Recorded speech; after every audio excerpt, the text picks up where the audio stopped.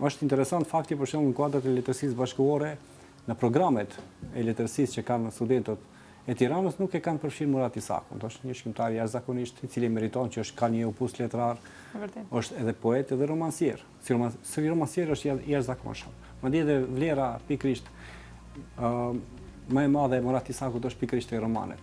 Romani Plagët e tejkalon vlerën e shumë romaneve të shkruara nga shkrimtarë eminentë të letërsisë bashkëkohore që krijohet në Shqipëri, në shtetin.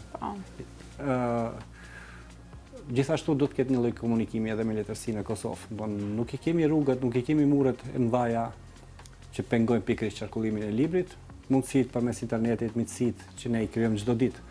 Edhe me shkrimtar duhet të institucionalizohen, të krijojnë raportet, të krijojnë festivale proze dhe poezie që na mungojnë.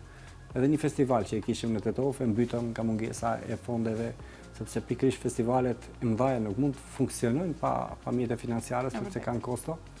Krijojnë festivale në përqoshe që e zbehin pikërisht atë vlerën e letërsisë.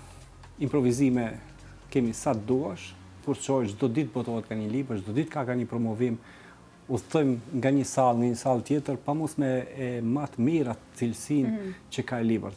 Kam përshtypje se na mungojnë ato filtrat, që ndoshta kemi pas shumë atë fuqishëm më herët, kemi pas shumë hatër, i kemi thonë gjëra trosh, tash për hir të miqësive, jo është friend me dika tjetër, është mik me dika, është familjar, kemi krijuar një lloj klani interesant edhe në letërsi, krahas klaneve që kanë këto nëpër politika, i kemi krijuar edhe klanet tona në letërsi dhe e bëjnë peng të miqësive të ngushta.